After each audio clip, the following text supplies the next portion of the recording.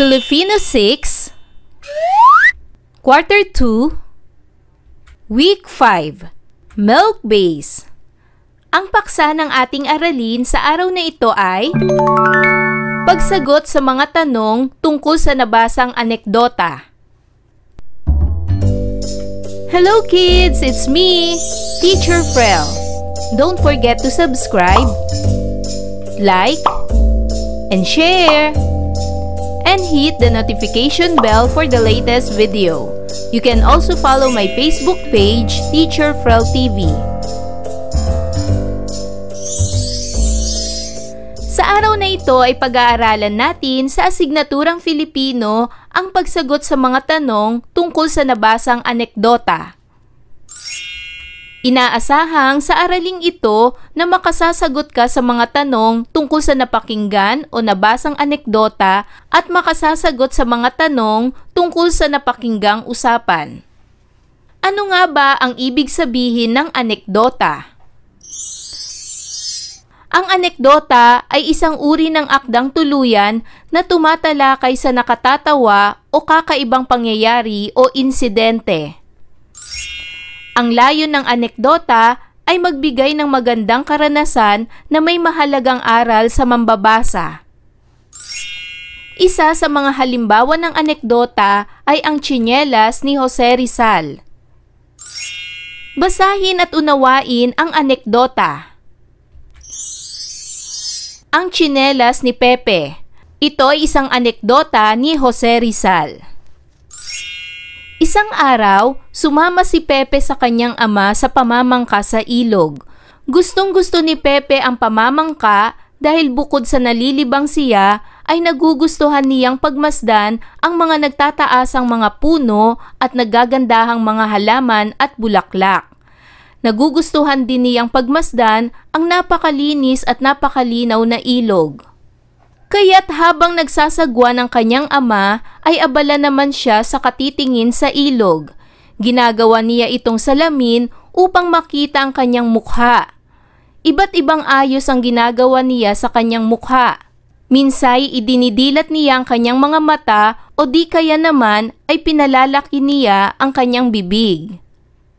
Gustong-gusto rin niyang nakikita ang iba't ibang ibon na nagpapahinga sa kanilang mga pugad. Napapapalakpak siya sa tuwing siya'y makakakita ng mga ibong sabay-sabay na lumilipad. Sa bandang likuran ng bangka laging umuupo si Pepe. Nakataas ang kanyang mga paa sa malapad na kahoy na inuupuan ng kanyang ama. Ang paghanga ni Pepe sa sama-samang paglipad ng mga ibon ay kanyang pinapalakpakan. Yehey! Ang ganda! Sabay-sabay sila sa paglipad, sabi ni Pepe habang siya'y walang tigil sa pagpalakpak.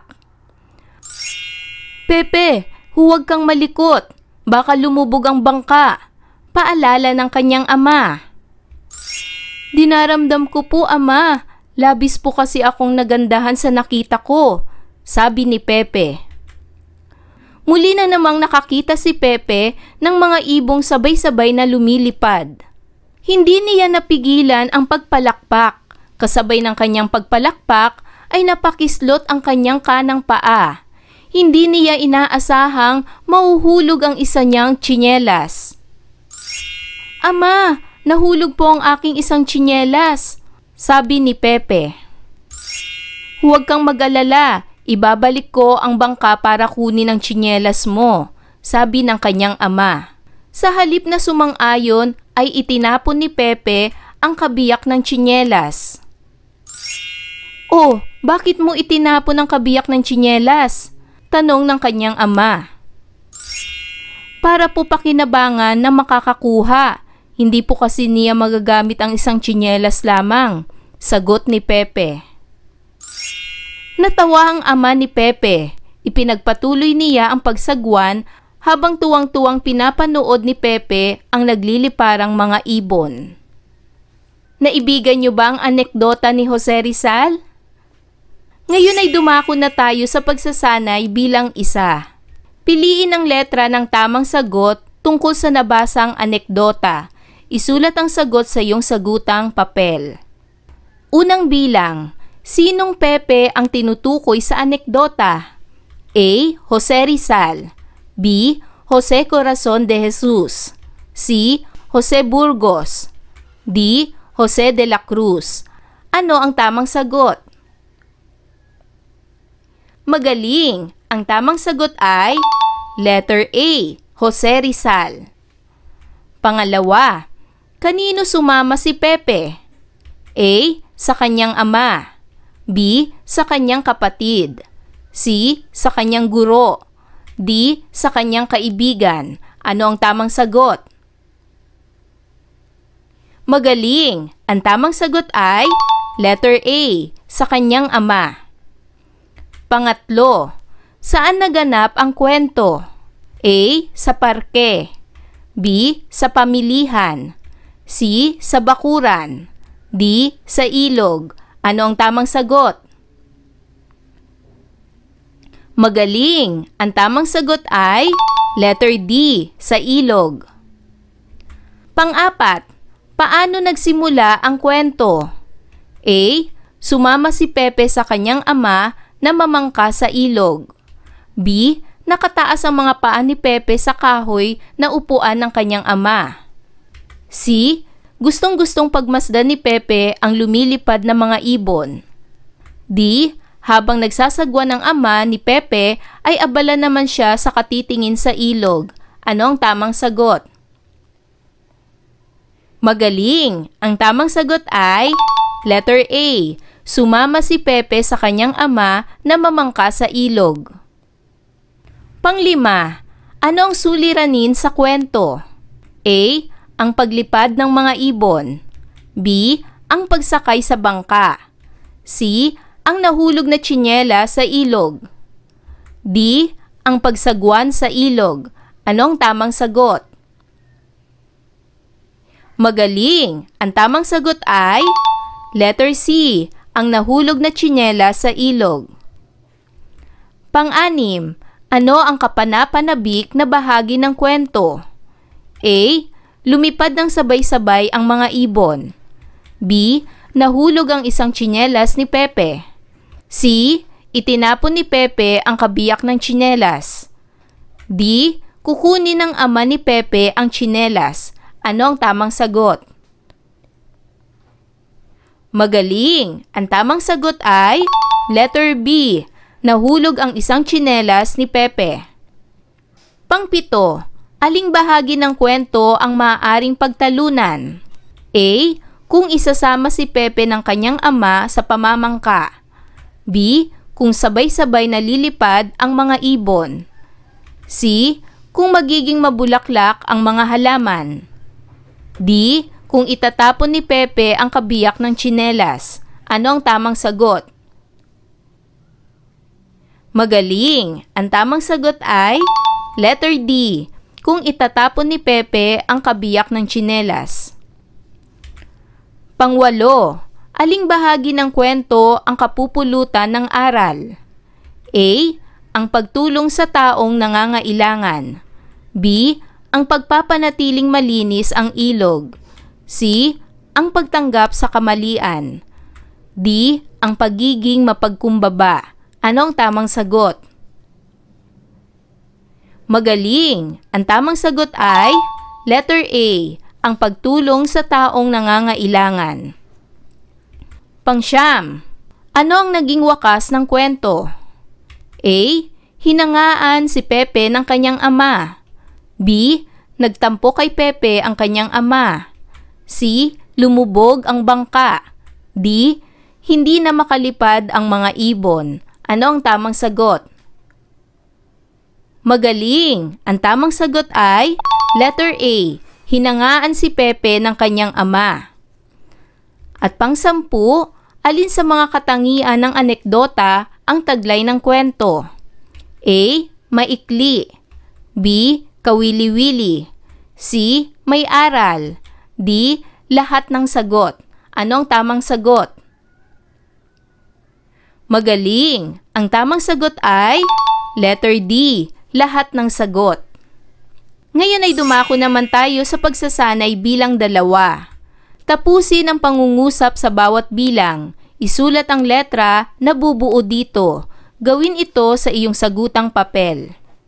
Unang bilang, ang pagpapalitan ng mga pahayag sa masayang paraan na kasing kahulugan ng panunodyo ay ang A. Pamimintas, B. Pamumuna, C. Pagbibiro, D. Pagtuligsa. Ano ang tamang sagot? Magaling!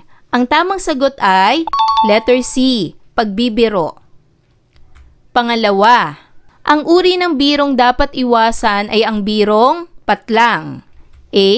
Nakakatakot, B. Nagkakatotoo, C. Nagpapalalim ng kaisipan, D. Maaanghang. Ano ang tamang sagot? Magaling! Ang tamang sagot ay letter D. Maaanghang. Pangatlo, may batas na ngayong nagpaparusa sa pagbibiro at pananakit ng damdamin sa mga taong may A. Sakit, B. Problema, C. Kapansanan, D. Katungkulan sa pamahalaan. Ano ang tamang sagot? Magaling! Ang tamang sagot ay letter C. Kapansanan. Pang-apat, ang anekdota ay kwentong naglalarawan sa isang taong A. Nakatapos ng pag-aaral, B. Kilala, C. Nasa pamahalaan, D. Nakapaglakbay. Ano ang tamang sagot? Magaling! Ang tamang sagot ay letter B. Kilala. Panglima, ang mga pangyayari sa anekdota ay maikli, kawili-wili at A. Nakalilibang, B. Nakaiinip, C. Nakakalakas ng loob, D. Nakapananabik. Ano ang tamang sagot? Magaling! Ang tamang sagot ay letter A. Nakalilibang. Pang-anim, ang anekdota ay bahagi ng A. Alamat, B. Kwentong bayan, C. Epiko, D. Talambuhay. Ano ang tamang sagot? Magaling! Ang tamang sagot ay letter B. Kwentong bayan. Pang-pito, tulad ng pabula, ang wakas ng anekdota ay A. Nag-iiwan ng kakintalan o impresyon, B. Nagwawagi ang pangunahing tauhan, C. Nalulutas ang problema ng pangunahing tauhan, D. Nag-iiwan ng aral. Ano ang tamang sagot? Magaling! Ang tamang sagot ay letter D. Nag-iiwan ng aral. Pangwalo, mayaman sa guni-guni ang anekdota bilang isang akdang A. Panteknikal, B. Pansiyentipiko, C. Aksyon ng mga tauhan, D. Pansosyo-politikal. Ano ang tamang sagot? Magaling! Ang tamang sagot ay letter C. Aksyon ng mga tauhan. Pangsyam, ang anekdota ay nagbibigay buhay sa matamlay na A. Paksa, B. Pangyayari, C. Aksyon ng mga tauhan, D. Usapan ng mga tauhan. Anong tamang sagot? Magaling! Ang tamang sagot ay letter B. Pangyayari. At pang-sampu, kailangang maisalaysay o maisulat ang anekdota sa paraang A. Maikli, B. Maligoy, C. Mabulaklak ang mga pahayag, D. Limitado ang talasalitaan. Ano ang tamang sagot? Magaling! Ang tamang sagot ay letter A. Maikli. Para naman sa pagsasanay bilang 3, pagtambalin ang mga pagdiriwang sa hanay A sa petsa kung kailan ito ipinagdiriwang sa hanay B. Isulat ang sagot sa iyong sagutang papel. Sa hanay A ay ang mga pangalan ng pagdiriwang at sa hanay B naman ay ang mga araw ng pagdiriwang. Para sa unang bilang, Araw ng mga puso. Kailan ito ipinagdiriwang? Magaling. Ang tamang sagot ay letter D, Pebrero 14. Pangalawa, Araw ng paggawa. Kailan ito ipinagdiriwang? Magaling. Ang tamang sagot ay letter F, Mayo 1. Pangatlo, Araw ni Andres Bonifacio. Kailan ito ipinagdiriwang? Magaling. Ang sagot ay letter I, Nobyembre 30. Pang-apat, Araw ng Kalayaan. Kailan ito ipinagdiriwang? Magaling.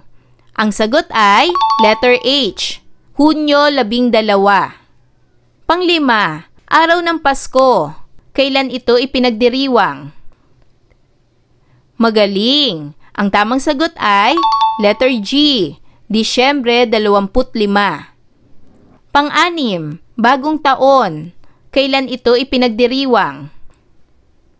Magaling. Ang tamang sagot ay letter J, Enero 1. Pang-pito, Araw ni Dr. Jose Rizal.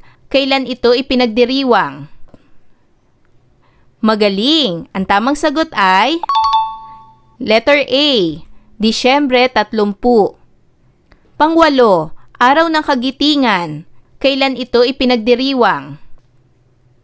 Magaling. Ang tamang sagot ay letter C, Abril 9. Pangsyam, Araw ng mga Patay. Kailan ito ipinagdiriwang? Magaling. Ang tamang sagot ay letter B, Nobyembre 2 o Nobyembre 1. At pang-10, Araw ng mga Guro. Kailan ito ipinagdiriwang? Magaling. Ang tamang sagot ay letter E, Oktubre 5. At para sa panghuling pagsasanay bilang 4, puna ng tamang sagot ang patlang. Isulat ang sagot sa iyong sagutang papel. Ang anekdota ay isang uri ng akdang tuluyan na tumatalakay sa nakakatawa o kakaibang pangyayari o insidente. Nabatid ko na ang layon ng anekdota ay makapagbigay ng magandang karanasan na may mahalagang aral sa mambabasa. Tandaan, muli, ang anekdota ay isang uri ng akdang tuluyan na tumatalakay sa nakatatawa o kakaibang pangyayari o insidente. Ang layon ng anekdota ay magbigay ng magandang karanasan na may mahalagang aral sa mambabasa. Ayan mga bata, naunawaan niyo ba ang ating aralin sa araw na ito? Kung ganon, magaling! Mga bata, sana'y marami kayong natutunan sa ating aralin. Hanggang sa susunod na video lesson, paalam! Thanks for watching!